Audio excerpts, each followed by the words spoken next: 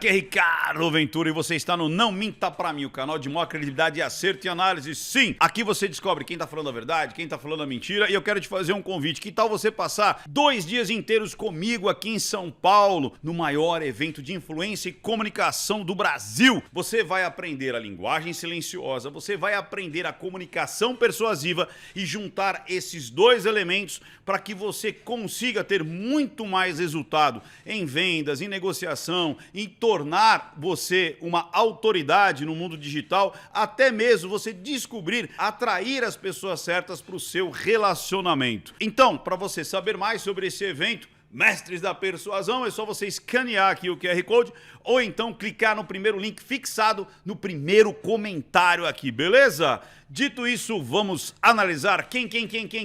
Vocês me pediram para analisar mais uma vez o Elvis de Bem Crescêncio, o piloto de balão daquele trágico dia que aconteceu lá em Praia Grande, em Santa Catarina, senhoras e senhores. Eu já fiz essa análise quando vazou alguns trechos do depoimento dele na delegacia e agora ele deu uma entrevista para o Cabrini. Essa entrevista nós vamos analisar e trazer novos elementos aí da sua divulgação do dia dos fatos. O que aconteceu? Ele contando, lembrando, dando mais detalhes, então vai ser bem importante. E no final, eu vou repetir as conclusões de vida que eu fiz na última análise, são muito importantes e muita gente comentou que fez muito sentido, valeu a pena ouvir aquelas palavras da conclusão de vida. Então, como é o mesmo caso e eu penso a mesma coisa, eu vou repetir para que quem não assistiu tenha a possibilidade de receber esse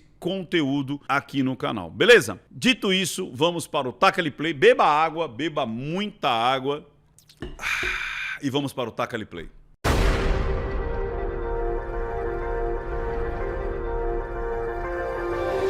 Chegando aqui, pessoal, se você não está sabendo sobre esse caso, foi uma tragédia que aconteceu em Praia Grande, uma cidade de Santa Catarina, onde num passeio de balão bem cedinho, 20 pessoas subiram nesse balão, eram 21 pessoas ao total, então eram 20 pessoas mais o piloto. Quando um princípio de incêndio começou no cesto, esse princípio de incêndio não conseguiu ser controlado porque diz ele que o extintor não funcionou. Algumas pessoas viram, outras pessoas não viram ele utilizando o extintor, mas algumas pessoas que estavam muito mais próximas até falaram: você quer usar uma jaqueta, tal? Tem vídeos disso? Sim, tem vídeos de pessoas que estavam lá no cesto, vendo que não era algo tão grave. Foi um princípio de incêndio, as pessoas: você não quer uma jaqueta, você não quer alguma coisa ali para apagar? E o fogo se alastrou muito rapidamente, ele consegue fazer um pouso forçado.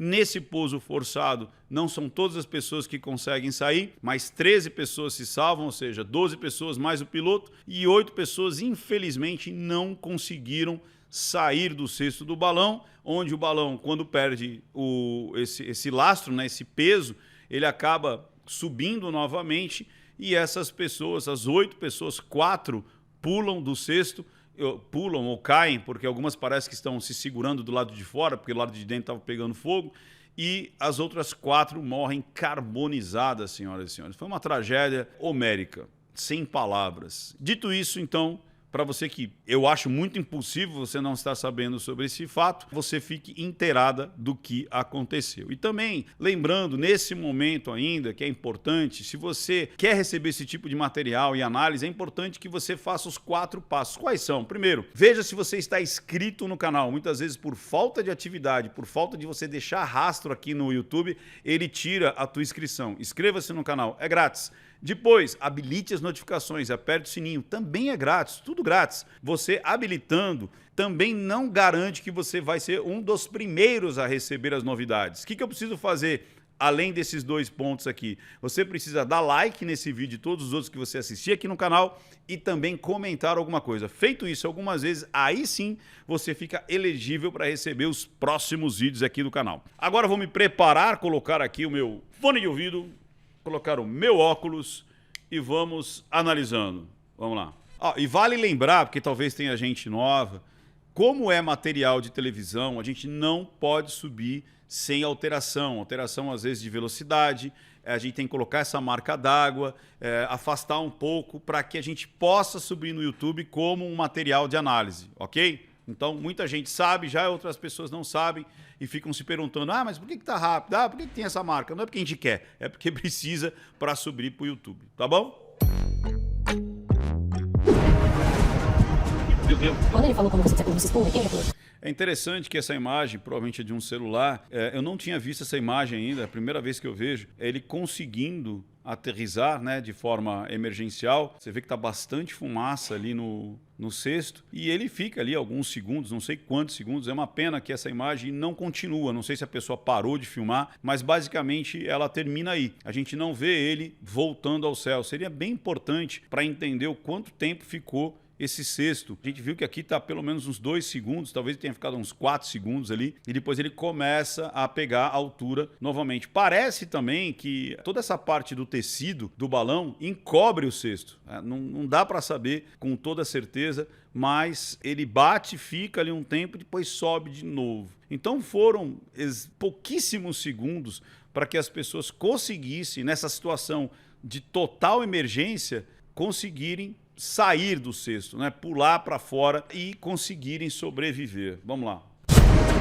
Você vê que já cortou. E mostra também uma das sobreviventes. E ela perde o pai e a mãe, se eu não me engano, essa menina aqui, viu? Ela tá vindo, toda suja, que parece que ela cai na lama. E ela fala, eu quero só saber da minha mãe. Dá uma olhada nisso, ó. Como é que tu tá, moça? Não te confio, eu preciso saber da minha mãe.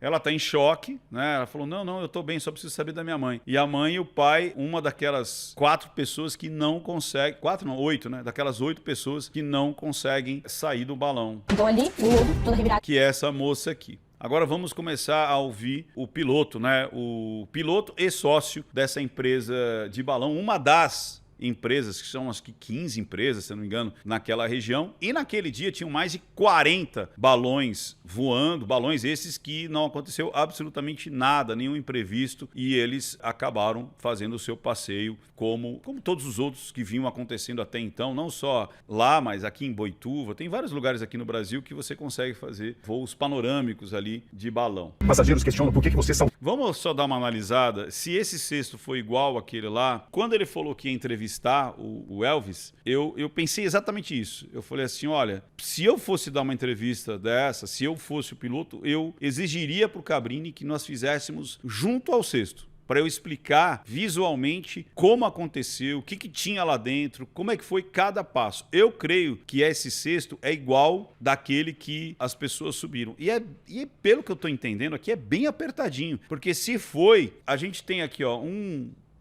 uma célula aqui, outra aqui, uma grande aqui onde deve ficar o piloto, mais uma aqui e outra aqui. Se tinham 20 pessoas aqui, então você tinha pelo menos aqui umas 4 pessoas, mais 4 aqui, ó, porque vamos lá, 4, 8, 12, 16 e mais 4 aqui. Então provavelmente ficou 2 de um lado, 2 do outro e ele no meio. Muito provavelmente deve ser essa configuração. Vamos contar de novo, ó, 4, 8, 12, 16 e 20. E ele aqui no meio. É o que eu acredito que foi essa situação, essa configuração. Para quê? Para a gente conseguir entender mais fácil. Esses pontos aqui normalmente são os pontos onde você põe o pé para você pular lá para dentro. Eu não sei se aqui também tem, mas eu sei que esses aqui é onde o pessoal põe o pé para subir para cá. Vamos lá. Você abandonou o barco, né? Tava todo mundo tentando se defender das chamas. Cara, são cenas extremamente que assustam, né? Porque você fala, meu Deus do céu, o terror que essas pessoas passaram, né? O incêndio começou no piso do balão e rapidamente se alastrou. Você se sente de alguma forma responsável por essas 8 vidas que você perdeu? Tá nervoso, você vê que isso incomoda demais, ele tem uma mexida no ombro aqui de forma involuntária, ele tá fazendo gestos apaziguadores aqui, movimentos contínuos de abrir e fechar a garrafa, ele sempre vai deixar as pálpebras extremamente tensionadas quando fala de um assunto extremamente delicado para ele responder. Você lucrava com os outros? Sim. Se você lucrava, você não deveria oferecer... Olha lá, ele sempre vai fazer isso quando as perguntas são extremamente contundentes. Ele vai fechar, vai tensionar um pouco mais as pálpebras. As condições devidas de segurança? No momento você comunicou aos passageiros. Ó, de novo, ó, o balão tocando o solo, né? Você teria que fazer um pouso de emergência. A partir do momento que a gente... E é isso, não tem... Se tivesse, eu gostaria de ver esse trecho. Quanto tempo ele ficou ali, né? Quantos segundos ele ficou ali no solo? Que equipamentos você tem aqui? São basicamente os tanques do cesto. Aqui é interessante a gente dar uma olhadinha. Você vê que tem 2 tanques desse lado e me parece que tem 2 tanques desse lado aqui. Você vê que o extintor está aqui, tem até um invólucro próprio para ele. Então, me parece que é somente um extintor, não são 2 extintores. Acho que por regra ou por lei, ou seja lá o que for, ou por checklist do que as pessoas normalmente utilizam, você vê que tem aqui um invólucro para um extintor. E aqui parece que está uma outra sacola aqui, né, com o maçarico. Maçarico esse que não estava aqui, ele estava no chão. Eu creio que pode ter acontecido, como isso é muito estreitinho, alguém ter ligado esse maçarico sem querer com os pés. Você entendeu? Dado uma pressão ali, ele deu um jato e começou a pegar o fogo. Pode ser. Pode ser que alguém tenha esbarrado, seja ele mesmo, ou seja um dos passageiros, e ele acabou fazendo pegar fogo, porque parece que pegou fogo nessa parte de proteção. Começou a pegar fogo nessa parte de proteção aqui desses cilindros, né? Vamos lá. E o queimador, chamado também de maçarico, que serve para aquecer o ar quente que está dentro do balão. Para ligar, o maçarico tu liga que se chama de chama piloto, que deve ficar acesa durante todo o voo. Esse maçarico, ele é uma... Esse maçarico, você vê que ele liga aqui, ó, apertando esse botão aqui.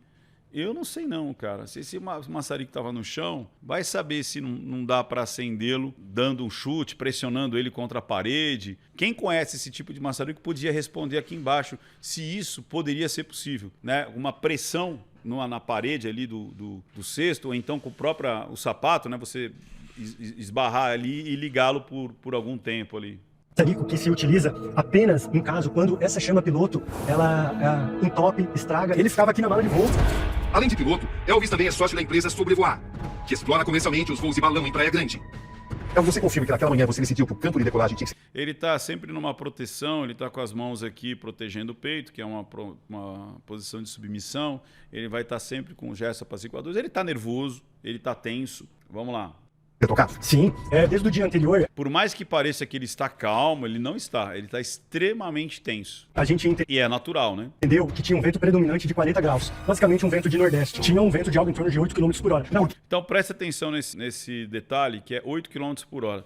Quando o Cabrini vai fazer o voo dele, o rapaz fala que os voos são permitidos quando o vento está abaixo de 20 km por hora. Então as condições realmente estavam boas para todo mundo ali. Então 8 km por hora não é um motivo de cancelamento de voo. Ele está até abaixo da metade, né? Então ele estava ali numa margem de segurança muito grande para decolar. Vamos lá. E não cancelar o voo. Até porque mais de 40 balões subiram naquele dia, né? não, porque não era um voo de cancelamento de voo. Não seria o caso de cancelar? Não, tanto que no dia voaram 40 balões. Ele pretende usar cada detalhe aqui dentro para demonstrar sua perspectiva dos acontecimentos. Isso é como... Ah, olha aqui, ó. Aqui também, esse buraco aqui, ó. Tá vendo? Esse buraco aqui é para as pessoas subirem. Então é aqui que você põe o pé. Então quando você vai adentrar ao balão, né? Quando você chega lá, você põe o pé aqui e pula lá para dentro. Vamos lá. Aqueles passageiros tinham noção. Tá vendo aqui, ó, os buracos, ó? Todo lugar aqui parece que tem esse buraquinho para você conseguir subir lá para dentro do balão e do lado de lá também, de dentro para fora também, porque ele é um buraco vazado ali, tá? Dos riscos representados por voo de balão? Tinha Você os alertou? Sim, sim. Não. Eu creio que não. De novo, até porque talvez você assina uma ficha. É assim, gente. Eu já fiz bastante esporte radical, bastante mesmo. E a maioria deles, você tem que assinar um compromisso dizendo, olha, é por conta e risco meu. Eu sei da gravidade das coisas que podem acontecer. Todo esporte radical, todo esporte de aventura, ele tem um certo nível de risco. Alguns até risco de vida. Então você vai, às vezes, fazer uma trilha, dependendo da trilha que você tem que escalar, que você tem que andar, você assina. Vai saltar de paraquedas, parapente, andar de trekking, não importa, né? Todos eles, normalmente, você assina uma folha dizendo que você está sabendo dos riscos até uma tirolesa, né? As pessoas, você tem esse risco aqui e tal, tudo bem? Tudo bem. Algumas nem tem, porque o mínimo é tão pequeno, mas tão pequeno. Por exemplo, uma tirolesa. Você está com um duplo mosquetão, né? Às vezes são 2 cabos. Então, cara, a probabilidade de 2 mosquetões dar problema ou 2 cabos se romperem, é quase ao infinito a possibilidade daquilo acontecer. Pode acontecer? Pode, mas é quase ao infinito. Tanto é que o rapaz lá, que quase 3.000 voos ou 3.000 horas de voo, eu não sei, ele diz pro Cabrini, falou, não, é risco zero. Não, nada é risco zero. Por quê? Porque você está tratando com materiais, você está tratando com ferramentas, você está tratando com máquinas, com traquitanas ali, que podem não, que em algum momento vão falhar. Simplesmente isso. Até porque você tem até as manutenções periódicas e preventivas, que é justamente para você trocar a coisa antes que ela dê problema. É assim que funciona. Então, você falar que, olha, o risco é zero, ou existe uma possibilidade de você fazer um voo de balão com risco zero? Não é possível. É possível você andar de moto a risco zero? Não é possível. É possível você andar de bicicleta a risco zero? Não é possível. É possível andar de, como eu disse lá, pular, saltar de paraquedas ou saltar de asa delta a risco zero? Não é possível. Não é possível. Você vai mitigar. Aí dizer que você tem total controle risco zero, não tem. Vamos lá. E aí é importante a gente analisar de novo aqui, porque a cara que ele faz é impressionante, né? Vamos lá. Para demonstrar sua perspectiva dos acontecimentos, aqueles passageiros. Olha lá. Olha aqui, ó. Ele fecha os olhos de forma mais contundente, trava a boca. Olha as mãos aqui, ó, em forma de súplica. Vamos ver? Tinham noção dos riscos representados. Olha lá. Eles tinham noção dos riscos? No voo de balão? Tinha noção. Você os alertou? Você os alertou? Sim, sim. Eu creio que não. Você vê que ele dança com o tronco, vira a cabeça para o lado. Não dá para acreditar muito, não. Porque a coisa já está tão no fluxo de montagem ali, né? Já está tão no... Não, vamos lá, mais uma turma, vamos lá, mais uma turma. Eu não sei não se é passado todos os riscos, todas as situações possíveis e imagináveis, mesmo quando você tem uma porcentagem muito... Ainda mais, é mesmo não? Ainda mais sendo uma porcentagem pequena. Eu duvido, eu já fiz muita coisa que as pessoas simplesmente, olha, é assim, assim, assim, vai. E você ia, né? Vamos lá. Você chegou a alertar? Olha lá, olha isso, ó. Olhos de forma mais contundente, boca travada, desvio de face, de tronco. Sobre o que eles deveriam fazer no caso de um acidente durante o voo. Durante o voo, Você vê que ele põe até a língua para fora. Olha aqui, ó. Você alertou se existia alguma coisa. Olha lá. Durante o voo. E ele fala, durante o voo, alertar. Vamos ver, ele repete a pergunta para ganhar tempo. Aqui ele já sabe que o que ele vai falar já tem uma red flag absurda aqui. Vamos lá. Durante o voo, acidente não. Olha lá, durante voo, acidente. Aí ele vai falar que não faz, por quê? Porque o risco é tão pequeno. Ah, Ricardo, mas aconteceu. Pois é, mas é bem pequeno. Vamos lá. Acidente não, porque a gente não considera. E aí cortaram, né? Não deixaram ele falar toda a frase, né? Sua função. Eu estou aqui na posição de um passageiro. Ó, isso aqui é uma coisa importante também as pessoas saberem. Olha a altura que você fica lá dentro. Não é fácil sair daqui. Não é fácil, mas é justamente para que você, sem querer, não caia. Imagina você cair lá de 300, 400 metros de altura, às vezes até mais, né? Tem alguns balões que você vê que estão acima das nuvens, né? Então isso aqui não é um cesto que priorize a sua saída. Pelo contrário, é para proteger, é um guarda-corpo aqui para proteger que você não caia. Imagina, sei lá, uma rajada de vento, alguma coisa que aconteça, você tem que estar protegido. Dificultar até que você saia. Uma outra coisa que as pessoas também precisam saber, que eu já falei na outra análise, foi um momento de emergência, foi um momento de exceção. Então ele tinha pouquíssimos segundos para tomar as atitudes, pouquíssimos segundos para instruir, pouquíssimos segundos para conduzir esse balão e 13 pessoas se salvaram. É óbvio que aquelas que morreram, aquelas que perderam os seus parentes, para elas foi 100% fatalidade. E é real. Agora, se você olha de forma afastada, sem a emoção de você ter participado ali do rol das vítimas, ou seja, se você foi afetado diretamente, você vai falar, poxa, mas o certo é se todas se salvassem. Mas foi uma situação totalmente fora da normalidade. Fogo no cesto. E ele ainda consegue, né, descer esse balão e ainda... A maioria das pessoas, mais da metade, né, 13 pessoas se salvam. Por isso que eu falo, tem gente que vai olhar e ver que um herói tomou ali as decisões que deveriam ser tomadas. Outras pessoas vão falar, não, ele devia salvar todo mundo. Ah, não, devia ter um curso extensivo para como sair do balão quando estivesse pegando fogo. E se fosse um ataque de pássaro? Como é que faz? E se fosse sei lá, rasgasse? São coisas que podem acontecer.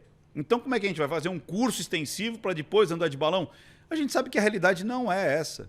É a mesma coisa uma tirolesa. Ah, e se a tirolesa parar no meio? E se arrebentar um mosquetão? E se você for atacado ali por uma águia? Como é que faz? Quais são os procedimentos que você tem? Não existe. Vamos falar da realidade? Isso não existe. Isso não existe. As pessoas, às vezes, quando vão passar de uma balsa ali de um lado para outro, tem lá embaixo lá para você colocar o colete. Alguém ensina? Alguém fala exatamente o que você tem que fazer? Não. A balsa pode afundar? Pode. Então tem que tomar cuidado que engenheiro de obra pronta ou especialistas depois de tragédia tem aos montes. Mas você tem que pensar que a coisa aconteceu num momento que ninguém esperava que isso acontecesse. É uma coisa extremamente rara e ele conseguiu ainda fazer alguma coisa. Então é aquele negócio, o binário fica louco aqui, né? Porque o binário ele fala, não, mas você está passando pano ou você está cancelando? Qual é a sua visão? Não, minha visão é justamente a gente analisar a subjetividade. Olhar todos os pontos. A linguagem silenciosa faz isso. Ela te dá a condição de você se abstrair. Por isso que no método Ventura, o A é você abstrair das emoções, você se afastar das emoções para você conseguir analisar o que de fato aconteceu e o que de fato foi feito. O que de fato foi falado. O que de fato foi declarado. Quando a gente está falando de declarações, quando a gente está falando de mentira e tudo mais. Qual foi o rito da mensagem? O que aconteceu naqueles segundos de emergência? Então é isso que a gente tem que ver. Agora, se você entrou aqui já querendo absolver ou cancelar, esse não é o canal para você. Aqui é um canal para a gente analisar o que aconteceu. Vamos lá. Passageiro, como naquela manhã. E beba água. E você, também como naquela manhã, na posição de piloto do balão. Você se recorda exatamente como foi aquele voo? Após todos os passageiros já estarem dentro do cesto devidamente brifados, Devidamente brifados? Será que eles foram devidamente brifados? Não sei, né? Toca o nariz de forma bem contundente. Por isso que eu falo, quando a coisa não gera tanto risco assim, essa parte do briefing, normalmente, ela cada vez vai deixando mais para lá. Essa que é a verdade. Então, esse devidamente brifados, talvez não tenham sido devidamente brifados, né? Vamos lá.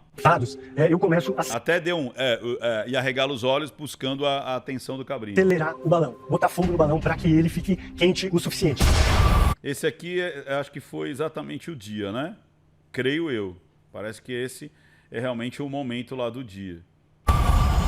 Existe um vento persistente, mas finalmente o piloto decide que tudo está pronto para começar. Então, quando o balão ele já queria decolar, eu abri o quick.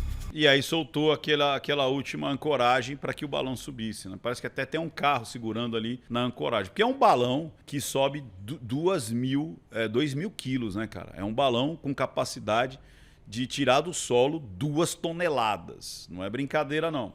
Dei o comando e ele soltou o quick, começando a decolar, onde iniciou a sua decolagem totalmente perfeita, sem erro nenhum. Aí o Cabrini vai dar um rolezinho de balão, um balão menor, você percebe claramente que é um balão menor, e ele procura um instrutor. Vamos ver a quantidade de horas que ele tem, parece que ele é professor, vamos lá? Assim conhecemos Murilo Hoffman. 36 anos, 2.940 horas Caramba, 2.940 horas de voo de balão. de voo, professor de inúmeros balonistas. A escolha do piloto e do equipamento que vai nos transportar obedeceu critérios rigorosos. Qual é o meu nível de segurança? Passei por fazer agora. 100% seguro. Não é 100% seguro. Não é 100% seguro. Por quê? De novo, uma cordinha daquela lá não pode arrebentar, não pode dar falha na mecânica ali, na parte ali dos botijões ali, não pode, de repente, uma costura abrir, enfim. Você não pode se enroscar com um balão desses proibidos de festa junina. São coisas que podem acontecer. Então falar que existe um voo 100% seguro, não existe. Não existe. Fatalidades podem acontecer. Ah, mas eu estou mitigando, eu faço todas as previsões, manutenções, as preventivas, faço tudo que o checklist manda. Mesmo assim, acidentes acontecem. Se fosse assim, não cairia avião, não teria acidente de aviões, não teria acidente de asa delta, não teria acidente de carro, não teria acidente de moto, porque existe ali como você se proteger, mas falar que é 100% seguro, não dá para ser 100%. Você pode chegar muito próximo de 100%, que é isso que o balonismo traz. Todos os voos, se você seguir à risca os protocolos, você tem lá próximo a 100%, talvez 99,99% de seguridade ali, de você falar, não, eu consigo fazer tudo aquilo que vai deixar muito próximo ao zero absoluto o risco. E aí ele fala que leva 2 extintores. Isso é uma dúvida que eu tenho. Existe esse protocolo? Como é que é isso? Esse checklist, é necessário você subir com 2 extintores? Porque o que parece ali, na parte ali das sacolas, que existe um lugar para um extintor só, que talvez já fosse o necessário. Era igual o carro. O carro tinha um extintor. Aí se falhar, já era. Ah, então eu vou botar 2, mas é necessário? Inclusive carro, não sei se você percebeu, os carros de uns anos para cá, nem extintor tem mais. Você já se ligou? Você que comprou um carro zero, dá uma olhadinha lá, não tem mais extintor. É assim, meu Deus, vai se pegar fogo e tal. Viram que é melhor você não ter um extintor e tentar fazer alguma coisa do que você ter um extintor, tentar fazer uma coisa e não saber o que fazer. O que eu quero dizer com isso? Aí o binário vai vir aqui. Mas ele sabia o que fazer, ele tem que saber. Não é essa a comparação. A comparação é, tem coisas que você não vai fazer porque o risco de acontecer e você ainda conseguir solucionar é muito pequeno. Então, às vezes você ter 2, então é melhor você ter 3. É melhor então você ter 5. É melhor então você nem subir. Você entende que você tem que ter uma navalha de Ockham e falar assim, opa, peraí, a gente tem que começar a ter um ponto onde você fala, cara, não dá pra você pensar, vamos fazer então, vamos ter paraquedas pra todo mundo, fazer curso de paraquedismo, aí se acontecer alguma coisa, a pessoa pula, puxa o paraquedas, você entendeu? Vamos ter uma corda infinita que você desce pela corda elástica, vamos bungee jump, você entendeu? Você começa a criar tantas situações que acaba saindo da realidade. Vocês entenderam isso? Vamos lá. Os voos de balão acabam de ser retomados em Praia Grande, mas... Por exemplo, o que é isso aqui? O que é isso aqui? Não é remendo isso aqui, não? Isso aqui tá parecendo remendo, e aí? Então, coisas... mas é um remendo que tá tudo bem. Parece remendo, não sei, eu sei que anda de balão, você me fala. Então, existe a condição de rasgar essa lona? Existe. Mas esse remendo é totalmente tranquilo, tá? E tá tudo bem. Tá dentro da normalidade. Vamos pra frente. Eu sinto o cheiro de queimado e a hora que eu já olho para baixo, há um foco de incêndio nessa capa. Olha, não falei, é na capa que cobre o cilindro. Do tanque aqui. Por isso que eu acho que esse maçarico, cara, alguém tocou nele, não sei se isso é possível, e esse maçarico acabou botando fogo nessa capa aí. A primeira... Olha lá, porque eles falam que o maçarico tava no chão, cara. A decisão que eu faço é pegar esse maçarico que estava no chão e arremessar para... Opa! Era interessante achar esse maçarico, hein? Por quê? Será que ele jogou esse maçarico porque ele viu que ele estava ligado e travado no fogo? Por que ele jogou o maçarico fora se ele viu que era a capa que estava pegando fogo? Vocês entenderam? Será que esse maçarico travou ligado? Será que não se percebeu-se também? Será que utilizaram ele e ele caiu ali e ficou ligado? Ou alguém bateu o pé nele e ligou ele? Fora do cesto. Existe o suspeito que tenha começado no maçarico auxiliar. A primeira impressão que me dá é que tenha sido do maçarico, porque ele é o único equipamento que estava Que poderia produzir fogo. fora do lugar. Eu não utilizei ele. Você sabia? Se ele não utilizou, por que ele estava lá no chão? Aí é um erro de checklist, né? Onde é que tá o maçarico? Tá aqui, tá ali, tá colar? Claro, eu tenho 700 horas de voo. Você não pode ter muito motivo grande. de erro em relação a ele? Não, a gente tem um protocolo... Ixi, aí deu uma engasgada forte, né? Porque alguma coisa aconteceu com esse maçarico aí. muito rígido e muito firme. Nesse momento você já sentiu que se trata de algo grave? Fogo no cesto é algo gravíssimo. A minha próxima atitude é pegar o extintor de incêndio que ficava ao lado do tanque e a hora que eu vou utilizar o extintor Como a gente viu, né? O extintor ao lado do tanque. de incêndio, o extintor de incêndio não funciona. Agora, por que ele não funciona? Esse é um problema. Cara, extintor de incêndio, cara, você tem que fazer as revisões, você tem que fazer a checagem, você tem que ver se ele está pressurizado, você tem que inclusive olhar para ver se ele está íntegro, né? Se ele não tem alguma marca de ferrugem que às vezes as pessoas não percebem e ele acaba escapando ali a pressão, porque às vezes ele está cheio, mas sem pressão, e aí ele não acaba fazendo aquela saída toda lá, ou água, ou pó químico, seja lá o que for, né? No caso aí deve ser pó químico, talvez. Vocês relatam que não te viram usando esse extintor? Eu utilizei o extintor e ele falhou, não saiu nada de pó. Quando ele fala que não saiu, eu acredito, porque da outra vez que eu analisei também, ele estava bem congruente em relação a isso. Cara, olha aqui, ó, ele descendo, né, cara? Putz, é complicadíssimo, né? Era aqueles segundos de vida, né, ó. Eu pedi que todos os passageiros se abaixassem, que é a posição Você lembra as que todos... palavras Se abaixar por conta da posição de segurança e depois saltar, né? você usou exatamente? Pessoal, se abaixa, porque o choque ia ser um choque forte de 5 metros por segundo. O piloto dá um comando para os passageiros. Eles teriam que pular do balão. Naquela circunstância, naquelas condições, a tarefa era muito difícil. Havia pânico, havia desespero. Com certeza. De novo, era um momento totalmente fora da curva, emergencial. Além disso, a altura aqui é considerável, 1,20 m. Não é, de novo, não é feito para que seja fácil. É justamente para te manter dentro do balão, né? Cara, deve ter sido um desespero, cara. E pessoas não tinham, às vezes, condição física de pular. Não tinham abertura de perna, porque você vê que é muito estreito, cara. É muito estreito. Até para uma pessoa, uma elasticidade, com força nos braços e tudo mais, teria uma dificuldade de sair daí. Muito próximo do chão, eu disse pro pessoal, pula, pula, sai do cesto, pula. Você vai ver agora um documento inédito que conseguimos na região. Então, como eu falei, né? Isso é realmente inédito e raro. Eu só queria saber se há mais dessa filmagem ou realmente ela termina aí. No momento em que o piloto tenta fazer o pouso de emergência e que propiciou... Aí ele já bateu no solo. Você vê que a parte de cima começa a descer e ali embaixo tá parado. Ó. Aí foi o quê? O que 13 pessoas 3, deixassem 4, o balão. 5, 6, 7. Ali tem uns 7 segundos mais ou menos. Talvez tenha ficado o quê? 10 segundos no chão. Ficou lá 1, 2, 3, 4, 5. No máximo 10 segundos, eu acho. Essa parte é uma parte extremamente sensível. Se você não quer ver pessoas agarradas e caindo do cesto, não assista. Espere passar um pouquinho ou dá 2 toques aí para frente para você não assistir, tá? Mas é extremamente... É um choque ver isso. Vamos lá. Nesse momento, 8 passageiros ainda estão... Meu Deus, você vê que tem uma pessoa pendurada aqui do lado de fora. Por quê? Provavelmente lá dentro está queimando tudo. O cara não aguentou o calor e ficou aqui fora na esperança de uma hora isso aqui descer e ele se safar, né? Ele ficou ali do lado de fora. no cesto. Tem gente pendurada, gente. Olha lá. E tem um outro tentando sair, ó, você vê que a pessoa está tentando sair para justamente sair do fogo e ficar pendurado ali, mas esse aqui escapa, ó. Eles não têm chance. 4 pulam a cerca de 45 metros de altura. Ó lá, na realidade ele não pulou, né? Ai, que dor, cara. Ele tá tentando se agarrar, né? Ele tá tentando se agarrar. Você vê que ele estava saindo pro lado de fora, ele ainda tenta agarrar, você vê que o último gesto dele de mão é tentar agarrar com uma mão, aí quando ele vê que não dá, aí ele olha para baixo, ó. Metros de altura. E morre. Ele não se joga, ele cai, né? Ele despenca. E o outro também, em algum momento também vai se cansar, não vai aguentar e vai despencar também. Não tem como você não se imaginar passando por isso, né? Rapidamente o fogo se espalha. Meu Deus, aí já tá pegando fogo em tudo ali, ó. E o balão despenca.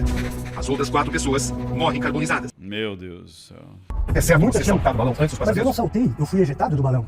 Essa parte é complicada, né? Tipo assim, exigir que ele, naquele momento absurdo, naquele momento que vira realmente cada um por si, essa que é a verdade, porque é um momento de tragédia, de emergência, e na hora que bate, realmente, ou você pula, ou você é ejetado. Talvez ele nem foi ejetado, mas é aquele momento que, cara, é cada um por si. Porque se você não vai naquele momento, você fica junto também, morre junto. Você se sente de alguma forma responsável por essas 8 vidas que se perderam? Eu me sinto responsável pelo meu pouso de emergência, onde eu consegui salvar 12 vidas. Você acha que poderia ter feito mais por essas 12 mais a dele, são 13, né? Você poderia ter feito mais? Vamos lá. 8 pessoas que perderam a vida? Eu acho que eu fiz tudo que tinha ao meu alcance. Tá gaguejando e tal, mas sabe o que eu acho que é importante? É o seguinte, de novo, a perícia vai dizer se ele seguiu o protocolo de emergência. Olha, aconteceu a emergência, aconteceu o problema, aconteceu fogo no cesto. Qual é o procedimento? Qual é o procedimento? O que eu tenho que fazer? Tenho que tentar apagar o fogo? Não consigo, tenho que tentar fazer com que saia o ar quente do balão e ele desça rapidamente, dou as instruções para as pessoas e pulo, né? Eu acho que é isso que... Porque você vê que logo depois, ou ele teria que ficar ali tentando aterrissar o balão a qualquer custo, sei lá, se tem uma válvula ali, você abre ali, ele tipo, abre de uma vez só, mas aí essa válvula também é perigosíssima, já pensou essa válvula dá um problema e ela abrir em pleno voo, aí todo mundo despenca lá de cima? Não sei, aí quem vai dizer é a perícia. Mas ele deu uma gaguejada, tipo, é uma assombração, cara, que esse cara vai levar pro resto da vida também, né? Tipo, será que eu poderia ter conseguido fazer algo mais? Será que eu poderia ter puxado um pouco mais? Será que eu poderia... É por isso que eu falo, quem vai definir se ele foi um herói e conseguiu ainda salvar 13 vidas, vai ser a perícia. Ou ele foi negligente e acabou não conseguindo salvar mais pessoas, ou era o máximo que ele poderia fazer naquelas condições. Quem vai definir a perícia? Vamos lá. para que eu pousasse o balão e conseguisse que ele permanecesse no chão o máximo de tempo possível. Você concorda comigo que é difícil saltar nesse balão? É uma altura considerável. Considerável. E nem todos estavam preparados para isso. A altura do cesto, a borda do cesto, ela é construída para que as pessoas não saltem, né?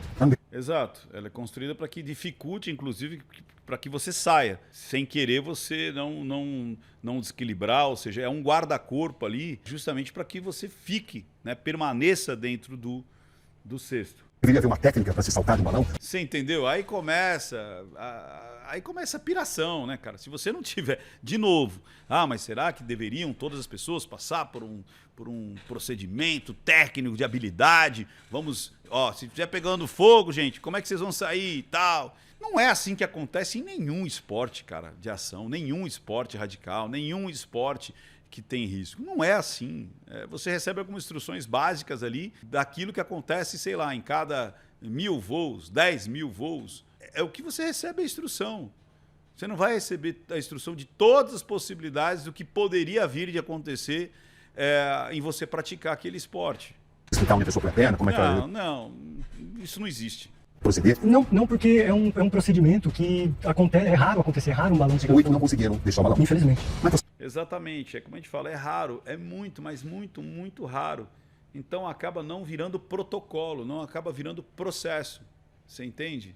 É óbvio que aquela velha história, para quem faleceu, para quem teve os seus entes queridos, seus parentes, seus pais, os seus cônjuges, seus filhos, vai sempre acreditar que existiria uma camada a mais de segurança. E a gente sabe que não é assim que funciona. Você pode colocar aí, na sua grande maioria, esses esportes de ação, esportes de risco, mas balão não aparenta ser um esporte de risco. Mas é. Andar de avião não aparenta ser um transporte de risco, mas é. Mas é muito pouco. Sim, mas tem. Como eu disse, até andar de moto.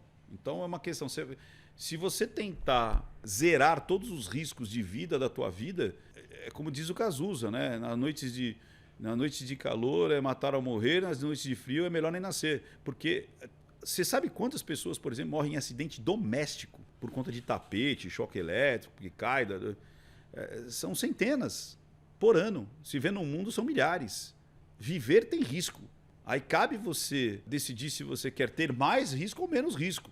Como eu falo, no estado de São Paulo morre acho que é 2 a 3 motociclistas por dia. Mas a grande maioria não sofre acidente. Tem gente que passa a vida inteira andando de moto sem nunca ter sofrido um acidente. E tem pessoas que, em pouco tempo, conhece alguém na família, conhece alguém que sofreu um acidente fatal de moto. E como é que vai fazer? Você entende? Então, a gente tem que tomar cuidado com essa dicotomia de acreditar que é possível você criar um protocolo, uma regulamentação total, geral. O único jeito é o quê? Então acaba com todos os balões, aí não tem mais acidente com balão, entende? Então a solução não é fácil. Tem que ter um protocolo? Tem. Tem que ter um processo? Tem. E detalhe, dentro do próprio esporte. Dentro da própria... Não é o Estado que tem que vir para cima. Para com esse negócio de achar que tinha que ter uma lei, tinha que ter uma fiscalização. Não. O próprio esporte. As próprias pessoas que utilizam daquilo sabem a melhor forma daquilo ser seguro. Simples assim. A regulamentação por quem pratica, por quem comercializa, é a melhor forma, cara. Porque daí eles vão falar, olha, é isso aqui, se a gente passar disso aqui, vai... A maioria pode ser, mas tem os picaretas. Mas acredite, até os bons, eles vão excluir os maus. Funciona muito mais rápido do que você ficar tentando legislar tudo. Os bons vão excluir os maus. Simples assim. Vamos lá. Como é que você reage ao depoimento da sobrevivente? O que acontece, cara? Ela sobrevive e o pai e a mãe, cara, acabam sendo um daqueles 8 que não conseguem pular, cara. É muito triste isso. Luana da Rocha. Os pais dela, Janaína Moreira e Everaldo da Rocha, eram casados há 25 anos e morreram Você vê o fluxo de piscada. num acidente. Meu pai tinha muito medo de altura e ele não pulou antes porque o piloto falou que simplesmente era para todo mundo ficar tranquilo porque ele ia pousar. Então, eu acho que nesse ponto, sim, né? Eu acho que você tem que trazer a tranquilidade. Olha, não, a gente vai pousar, a gente vai conseguir e tal. Tem que acalmar aquela galera toda, né? A gente estava a 300 metros Exatamente, a 300 metros você tem que falar, não, calma, pessoal, vai dar tudo certo, vamos pousar. de altura, então, de fato, não era para ninguém sair do balão. A questão do extintor, né? Uns falam que não funciona. O que eu achei estranho foi isso aqui, ó. Parece que algumas pessoas ficaram no chão. Você vê que quando o balão está subindo, você não vê nenhuma cabecinha. Vamos ver de novo, ó. Vamos botar numa velocidade bem baixa. Preste atenção que você não vê nenhuma cabecinha quando ele está subindo de novo, né? Olha aí, ó. Essa aqui, ó. Aí Você do tá vendo? Ó? Parece que não tem nenhuma cabecinha, cara. balão. Não sei se aqui seria algumas pessoas, enfim, que não conseguiram sair, não tiveram coragem de pular, enfim, quando estava mais baixo. Mas é difícil, né? Talvez aqui, talvez esse lado aqui parece que tenha mais gente, é isso? Pode ser. Pode ser. Você não tem nenhum movimento mais brusco, né? De pessoas se agarrando do lado de fora e A tal. questão do extintor. Aqui parece menos ainda, né? Complicadíssimo, né, cara? Muito complicado. Vamos pra frente. Por que você não tinha cinturão sem reserva? Porque Isso que eu quero saber. Qual que é o protocolo? Qual que é o checklist? É ter um ou ter dois? É óbvio que se você ter dois é melhor do que ter um. Mas, de novo, a gente tem que fazer aqui a navalha de Ockham. Senão, daqui a pouco a gente fala, melhor ter 10. Então, cada um com o seu. Entendeu?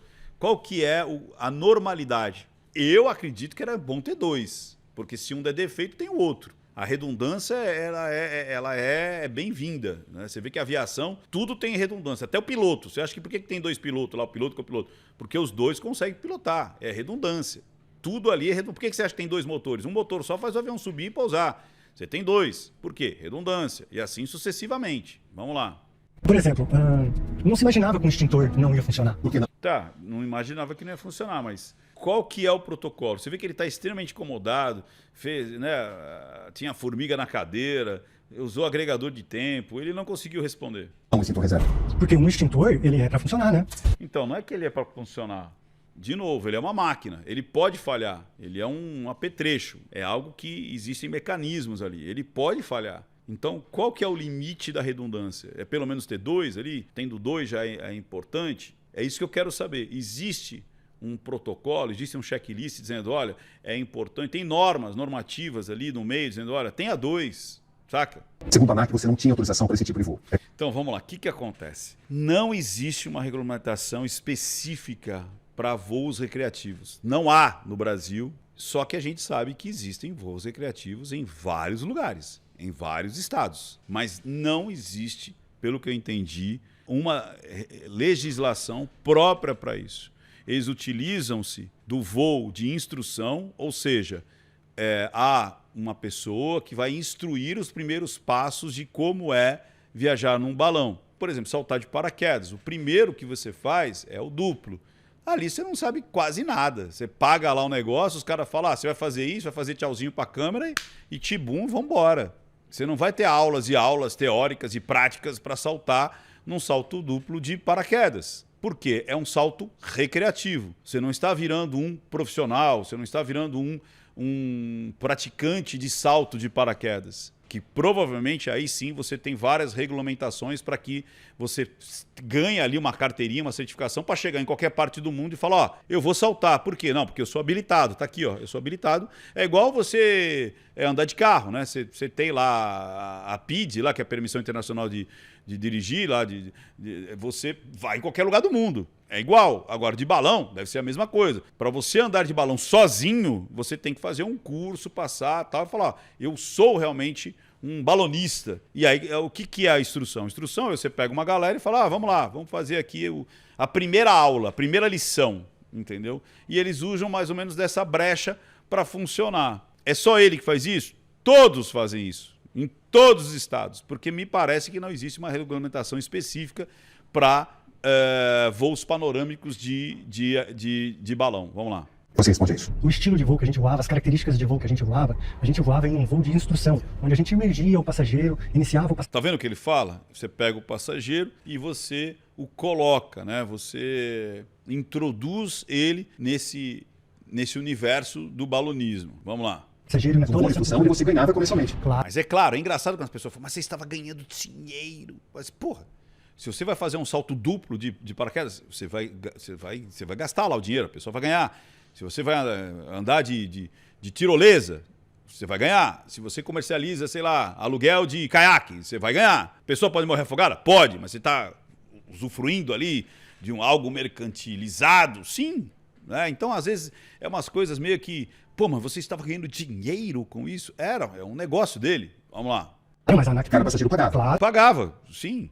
Quanto cada passageiro pagava pelo voo? Vai depender de cada Em passageiro. Teria, em média, 450, 500 reais. Portanto, era um negócio como outro qualquer. É, um negócio como outro qualquer, onde você vai, a pessoa paga para fazer os primeiros passos ali do voo de balão. Sim. Onde você precisa de certificações, E eu tinha, de autorizações. eu tinha Isso. todas as certificações. Segundo a ANAC, você não tinha Então, olha que interessante. Eles falam, segundo a ANAC, você não tinha... Quer ver? para voo turístico. Porque acho que não existe, cara.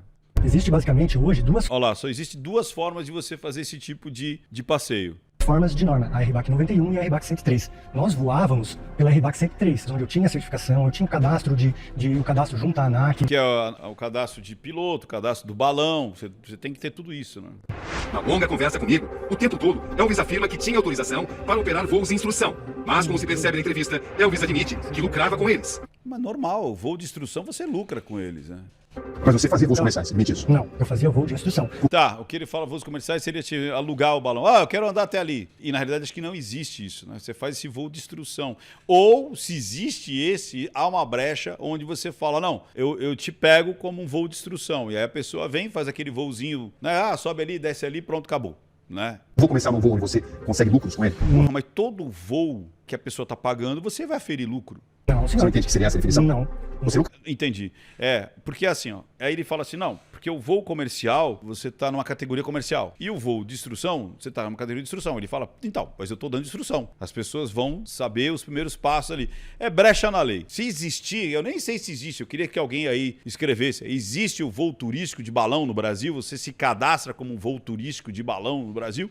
Ou você tem que operar numa dessas brechas? Não, eu vou catar uma galera e dar as primeiras instruções aqui de como a pessoa vai ter o primeiro contato num voo de balão com um piloto. Seria isso. Crava com os outros. Sim. Se você lucrava, você não deveria Não É oferecer. engraçado que o filme bateu, lucrava. Gente, pelo amor de Deus, querem colocar algo como se fosse assim, não, se tá ganhando dinheiro é porque é pecado. As condições devidas de segurança? Não, mas Então, de novo, a situação devida de segurança há também no voo de instrução. Inclusive quando você vai saltar de paraquedas, há todo o protocolo de segurança. eu oferecia todas as seguranças, oferecia todas as condições de segurança para um voo de instrução. É, eu entendi essa parte aí. Vamos lá ver se tem mais coisa pra frente. Quem vinha aqui eram turistas. Para elas, se tratava de um voo turístico. Isso é, se eu vou fazer um voo, eu ia chegar lá e falar, deve existir essa modalidade de voo turístico, de contemplação. Eu não vou saber em qual que eu tô. É a mesma coisa. Vamos lá, eu vou saltar de paraquedas. Qual é a regulamentação? Não sei. Eu só quero saltar de paraquedas lá junto com a pessoa. Inclusive, eu nunca saltei. Se tiver alguém aí falando assim, ô Ventura, vamos fazer uma bagunça, vamos fazer uns stories aí, você vindo aqui pra Boituva, aqui saltar estou aberto, hein? Estou aberto. Vamos fazer uma bagunça aí. Porra, eu não quero morrer não, hein? Pelo amor de Deus. Então, fazer tudo nos protocolos, hein? Se eu vou saltar de paraquedas, por exemplo, eu quero que você me dê a segurança própria para eu saltar. Há risco? Eu sei que há risco. São equipamentos, são pessoas falham, os equipamentos falham. O risco, eu sei que eu participo desse risco. Não é porque eu estou pagando que o risco é zero. Então, às vezes é isso. Não, mas a pessoa está pagando, o risco tem que ser zero. Não vai ser zero. Mas era um voo de instrução. Isso não é apenas um atalho para você se eximir das suas responsabilidades? Eu acho que se eximir, não. Eu acho que é um atalho para você conseguir funcionar. Como várias coisas existem no Brasil. Você fala assim, como é que funciona isso aqui? Funciona assim. Então tá, então isso aqui eu consigo fazer? Porque o Brasil é um país de burocrata, você sabe disso. Não é um país que te ajuda a empreender, que te ajuda a regular. Não, ele te atrapalha para depois te acochar ali se tiver faltando algum papel. É assim que funciona. Mas pelo que eu entendi, eu não sei. Eu gostaria de saber, essa norma, existe esse enquadramento, esse KNAI, ou essa legislação junto à ANAC, dizendo, olha, eu quero fazer voos de contemplação, ou você tem que fazer isso através de um voo de instrução? A pergunta é só essa. Se todo mundo faz dentro de um voo de instrução, essa é a atividade comum. Eles falam, tem até um nome jurídico para isso, né? Que é o costume da situação, é o costume comum daquela situação. Vamos lá. Não. A gente sempre operou voos de instrução. Essa semana, em nota, a ANAC ressaltou que existe o entendimento de que operações Olha lá, a ANAC ressaltou que já existe a possibilidade de operação de voos certificados. Esse processo de certificação segue padrões internacionais de segurança, ocorrendo por conta e risco dos aerodesportistas. Ou seja, ela está dizendo que há uma certificação, que provavelmente é essa que ele está dizendo, e que a pessoa vai conseguir fazer esse voo através desse voo. de instrução. Deixa eu ler aqui, ó, quer ver? Ó? Todavia, atualmente, não há operação certificada pela ANAC de balão no Brasil. São permitidas operação com balão como prática desportiva. Ah, então, tá vendo? Olha lá. Olha lá. Todavia, atualmente, não há operação certificada pela ANAC de balão no Brasil, ou seja, operação turística. Não há. Nem a ANAC tem o negócio. São permitidas operações com balão como prática desportiva. A prática desportiva de balonismo, assim como de outros esportes radicais, é considerada de alto risco por sua natureza e características, ocorrendo por conta e risco dos aerodesportistas, ou seja, da pessoa que se propõe a fazer o esporte. É como eu disse, quando é um esporte de alto risco, que a gente fala de esporte de ação, normalmente as pessoas assinam lá um negócio dizendo, olha, o risco é teu, você sabe que é um esporte de risco. A gente está mitigando aqui, estamos todas as certificações, todo o labor aqui feito antecipadamente, as manutenções, mas saiba que é um esporte de risco, que é o que ele está falando aqui, ó. Olha lá, uma pessoa somente pode embarcar outra pessoa em balão, livre e tripulado, se o usuário estiver ciente de que... Aí o ciente é aquilo ali, como eu falei, ciente que é um esporte de risco. Vamos ver se eu consigo ler mais alguma coisa aqui. Ó. De voos e balões devem... não vai dar para ler. Mas é isso, ó. É o que normalmente as pessoas falam, que ele está fazendo seria esporte de experiência, né? O contato de experiência. É a primeira camada que você tem naquele esporte. Vamos lá. Atender os padrões internacionais de segurança. Cabe ao desportista a responsabilidade da operação. É isso aí. Como é que você está nesse momento? É um momento bem difícil, um momento que nenhum piloto de balão gostaria de estar. O que você falaria para as famílias dessas pessoas, dessas vidas que você perderam? Eu fico imensamente triste, né? Não é? Porque eu sempre trabalhei com pessoas felizes, tentei de tudo para que a gente conseguisse conter Essa aqui foi as pessoas que morreram, tá? a chama, o extintor não funcionou, e depois eu tive o grande trabalho de colocar o balão no chão, pousar o balão. Foi muito difícil, então fiz de tudo para salvar todas as pessoas. E é isso, é como eu já havia dito, né? Você vê que realmente ele tá, como ele fala, é uma coisa que nenhum piloto de balão espera que aconteça, não quer que aconteça, treina para que não aconteça, mas falhas, de novo, acontecem. Eu acho que o principal aí é, de novo, ferramentas, produtos, engrenagens, produtos químicos, peças, dão problema, dão fadiga, falham. Isso a gente sabe que acontece. Qual que é a probabilidade? É aí que a gente pesa o risco. É aí que a gente pesa se a gente vai praticar aquilo ou não. Como eu disse, a vida é cheia de riscos, tem vários riscos. Não acredite que existe nada seguro, como o rapaz disse lá, é 100% seguro. Não, nada é 100% seguro. Nada, absolutamente nada é 100% seguro. O que você faz é criar processos, criar protocolos para que fique cada vez mais seguro. Não totalmente seguro, mas mais seguro.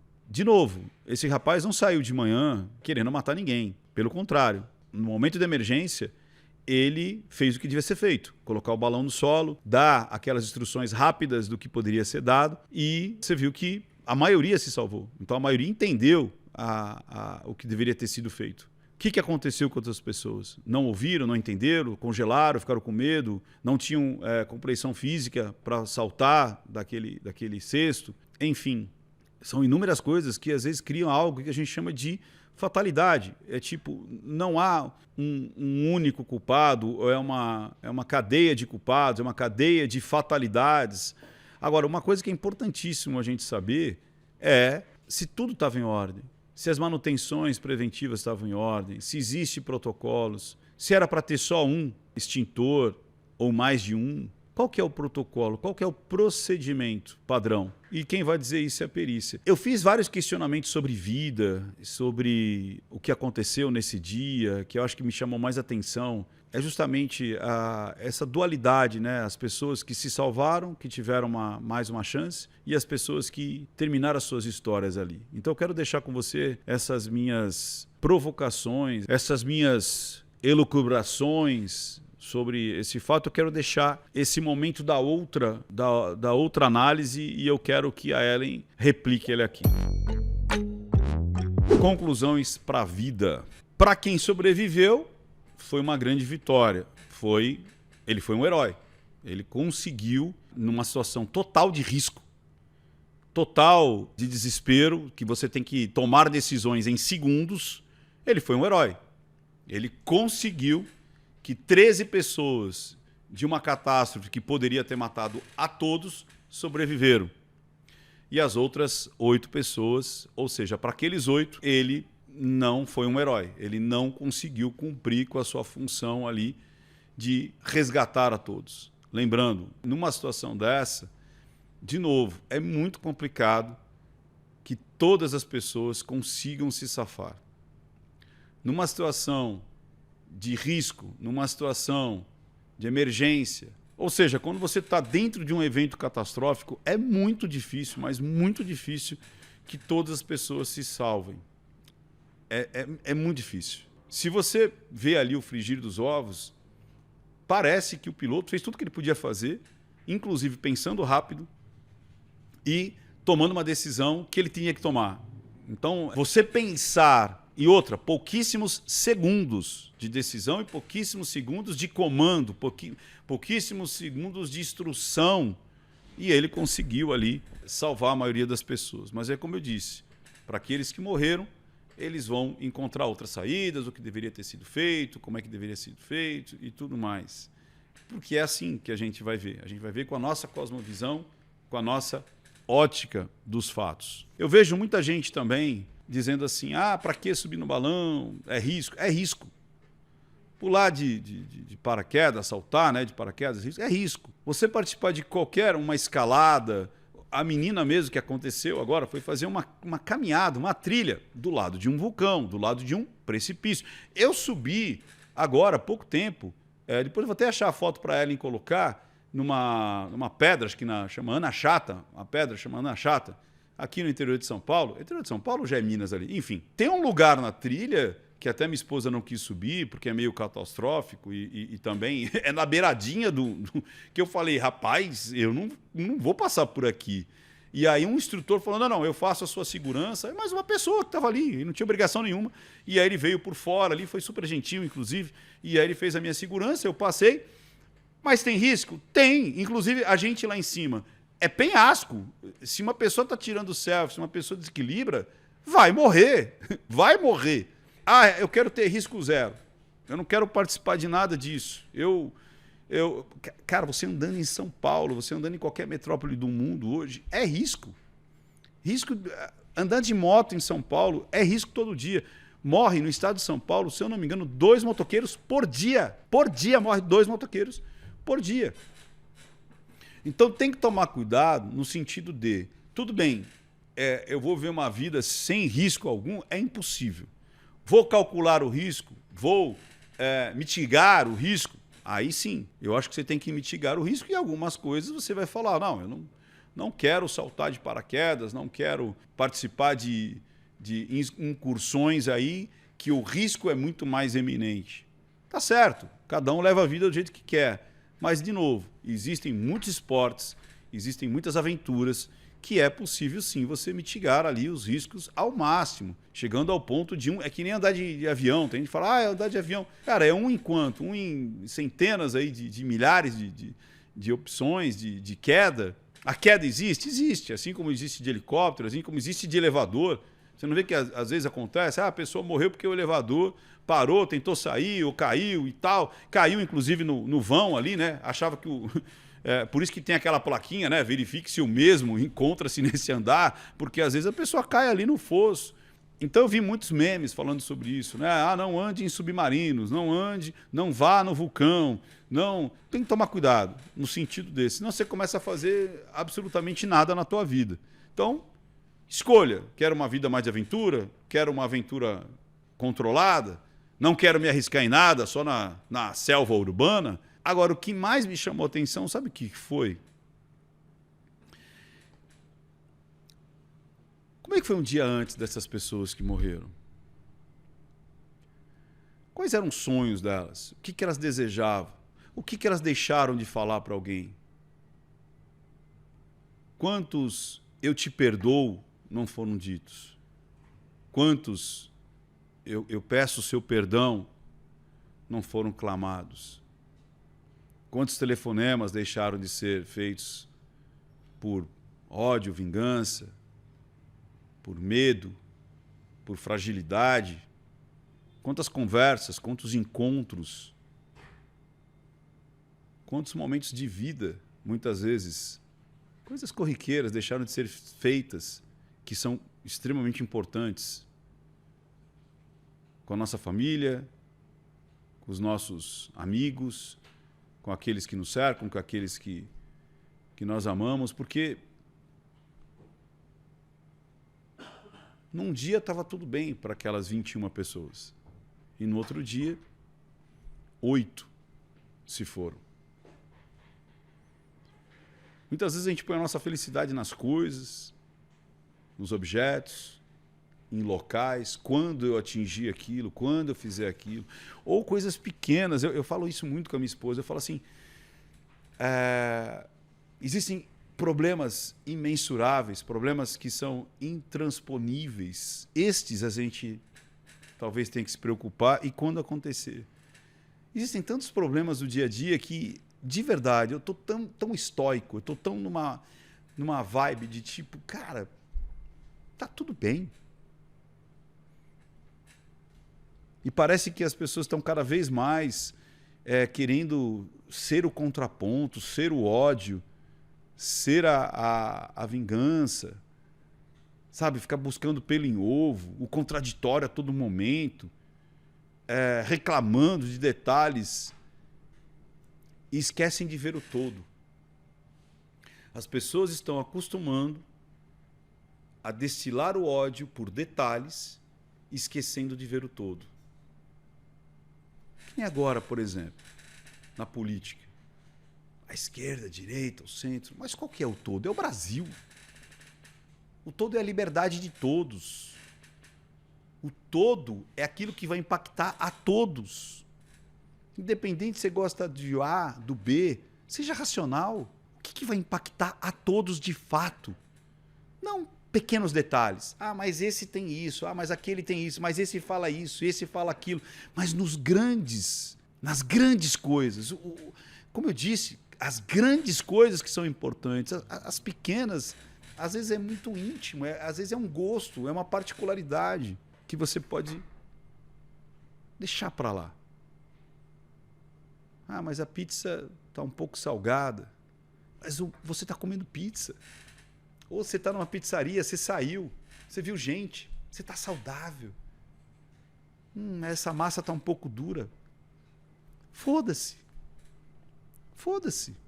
Você tem o que comer com pessoas ao seu lado, curtindo. Cadê o todo? Olha o todo. Para de olhar o micro, olha o todo. Perceba o todo. Tanta coisa boa, importante acontecendo e a gente fica se pegando a detalhes. E aí, será que essas pessoas conseguiram aproveitar as grandes coisas? Ou elas se prenderam a detalhes? Será que essas que sobreviveram vão aprender a olhar as grandes coisas? Ou vão ficar olhando detalhes? Acho que essa é a grande lição. As grandes coisas. Aquilo que realmente é importante. Por isso que, mais uma vez, eu te convido a você olhar para as grandes coisas, olhar para a tua vida, olhar para quem te cerca, entender quem são os mentirosos, os verdadeiros, potencializar a sua comunicação, potencializar aquilo que você quer, aquilo que você deseja, e não deixar para trás. Mestres da persuasão. Você pode passar 2 dias inteiros comigo, eu garanto para você que você vai sair diferente de lá. Aprendendo a identificar a comunicação dos outros, aprender a identificar a tua comunicação e juntar isso num grande objetivo. O que eu quero? Mais segurança? Uma exposição melhor daquilo que eu acredito? Para eu conseguir atrair pessoas mais interessantes para o meu convívio, para os meus amores, para o meu coração? Eu quero vender? Eu quero criar autoridade, influência? O que você quer? Não importa. Eu vou te ensinar a juntar a linguagem analítica com essa linguagem persuasiva e você juntar as duas para criar o seu ganho particular, aquilo que vale a pena. Tem aqui no QR Code, tem aqui embaixo no primeiro link fixado e a gente pode se encontrar 2 dias aqui em Sampa, juntinho comigo. E mais uma vez, com muito respeito, eu acho que todos deveriam, além de olhar para a própria vida, para as suas grandes coisas, para as suas pequenas coisas, pelo menos 1 minuto de oração. 1 minutinho não vai fazer diferença. pelas almas dos que foram e para acalentar os corações daqueles que ficaram.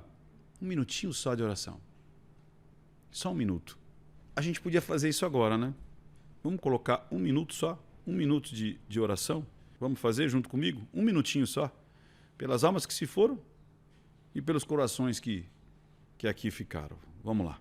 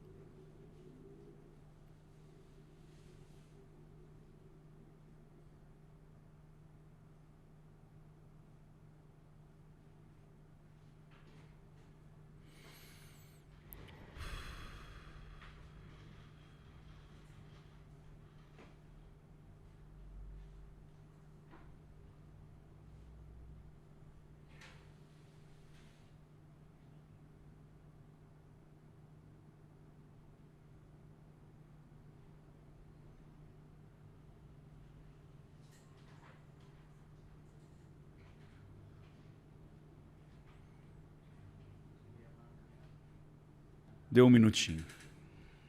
E não minta pra mim, porque senão eu descubro. Até mais, pessoal.